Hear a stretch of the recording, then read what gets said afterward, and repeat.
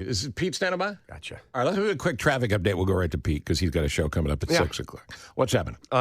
Nothing. Back to you. All right, Pete Pistone joins us from MRN. And Pete, apologize for the delay in getting to you, but thanks for doing this for a couple minutes.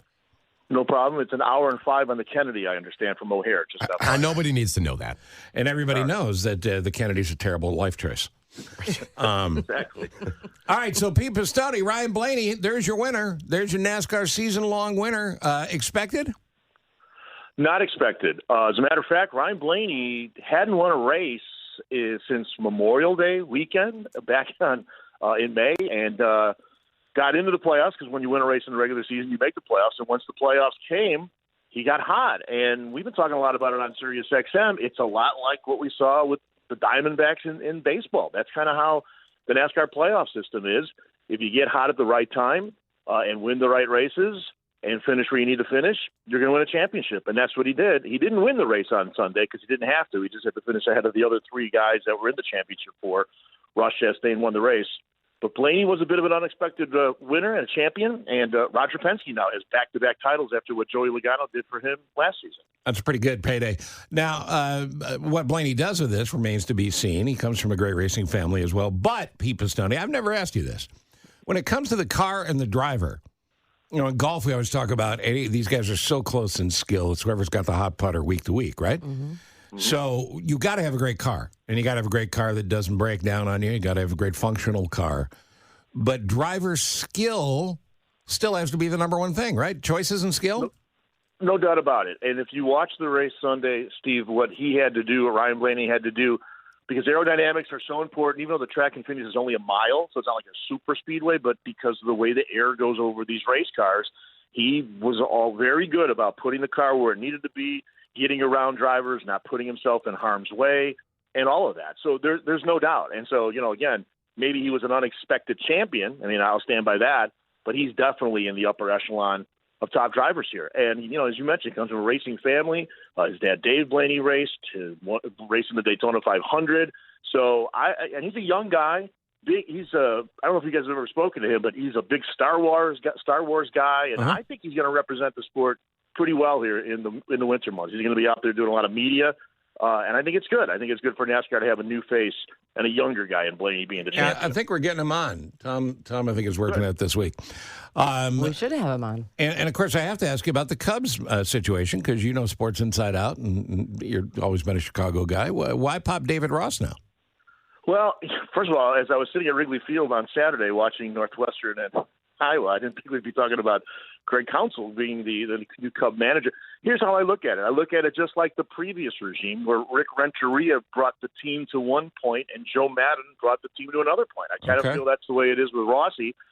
Listen, when Counsell's out there and one of the most sought-after managers, I think you had to make the move. And if you're a Cub fan, I think that's really encouraging. I feel like they're at a point where they've got the money to spend, and they're going to spend the money. And plus, he took away a piece of the puzzle up there in Milwaukee. So that's also a nice little shot in the shorts to one of our rivals. I like that, too. So why did he help refresh my memory, because I called Savvy from the Blackhawks, Darryl Sutter, this morning. So obviously I'm not quite awake yet.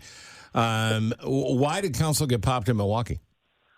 I don't think he got popped. From what I understand, he was looking to do something else and move on a little bit. Okay. So I think it was that, and I also think it was a little bit on the money side now. I mean, he's the highest paid major league manager.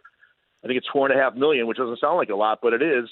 So I think they had sort of come to the end of the runway there where he was looking elsewhere. I think the Mets thought they had him, and then at the last minute, here comes the Cubs and Jed Hoyer swooping in and getting him. So I think that's good news for Cub fans for sure. Well, how's your life? You got anything you want to talk about with you? Nobody ever talks about you. Pete, are you okay? You need a hug? Thank you. I appreciate that. It's going to be nice. I'll tell you this. I don't know what my wife feels about this, Steve. It'll be nice to have the next 12 Sundays here at home, either not traveling or watching races. So we'll look forward to that. And again, you guys know, before you know it, it'll be next February. We're going to be in Daytona, and then July 6th and 7th right back there on the streets of Chicago, which we can't wait for. Guys really did love that, didn't they? They really did. Again, hopefully it's not going to be the Noah's Ark Grand Prix this year. But other than that, I didn't speak to one driver, one crew chief, one team owner, one media member that didn't think the whole idea and the whole experience was cool. So we can't wait to do it again next year. I didn't have a chance to talk about this, but it's coming up close to the Democrat convention as well, and I thought we put several leading Democrats in the cars during practice laps just to scare the hell out of them. That's good. Best as ways anyway. I'm good with that. Let's do it. Why I mean, not? the Republicans are just up the street in Milwaukee. We bring them down, scare the hell out of them too.